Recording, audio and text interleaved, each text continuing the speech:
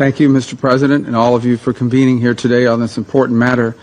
When President Trump took office, he made it among his highest priorities the restoration of peace anywhere and everywhere in the world where the opportunity presented itself.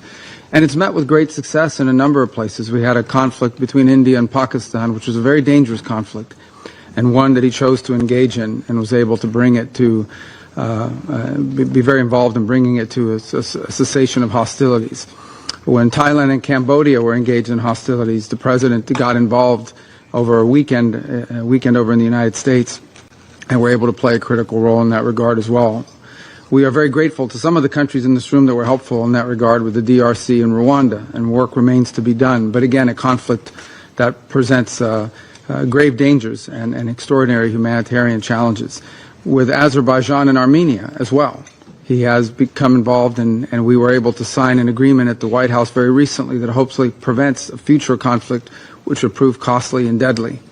But the one that's proved to be an extraordinary challenge has been the war in Ukraine, between Russia and Ukraine.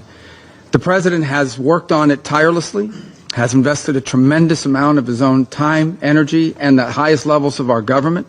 We have had meetings in Turkey, meetings in Saudi Arabia, meetings in Alaska, countless phone calls, doing everything possible to bring this conflict to a resolution and to an end. A war that cannot end militarily. It will end at a negotiating table. That's where this war will end. But the longer it lasts, the more people will die, the more will be destroyed. Some of the numbers we are seeing in the loss of life among military personnel, for example, on the Russian Federation side, are staggering. Staggering in 1 month alone. More loss of life than in the entirety of the U.S. engagement in Afghanistan or Iraq. This war has to end, and we have done everything we possibly can and will continue to do everything we possibly can to bring it to an end. Very generous offers have been made. For example, a ceasefire at the current lines of contact, while all the other details on the future of the conflict could be worked out in terms of future territorial lines.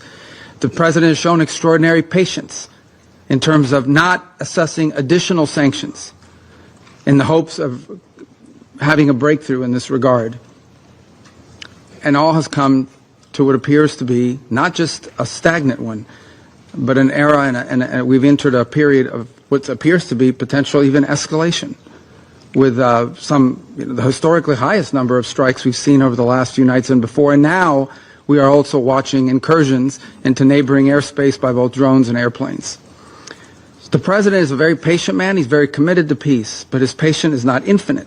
And as he has said repeatedly, he has before him the opportunity and the options of imposing additional economic costs on the Russian Federation if necessary in order to bring this to an end. He also has before him the option, as he has already chosen to do in some circumstances, to sell defensive weaponry and potentially offensive weaponry so that Ukraine can defend itself from this assault by purchasing that weaponry. So I'm here to say to the Security Council, the United States remains as committed as it has ever been to a peaceful resolution to this dangerous conflict. But there will come a moment in which we will have to conclude that perhaps there is no interest in a peaceful resolution. And then the President has before him real options, which he intends to pursue, as he has made clear today in some of the messages he has put out.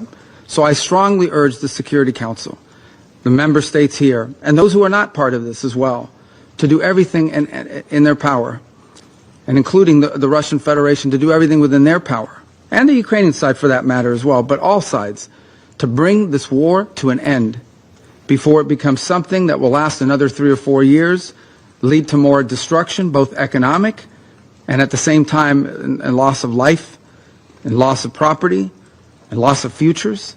This war needs to end. But if it does not, if there is no path to peace in the short term, then the United States and President Donald J. Trump will take the steps necessary to impose costs for continued aggression.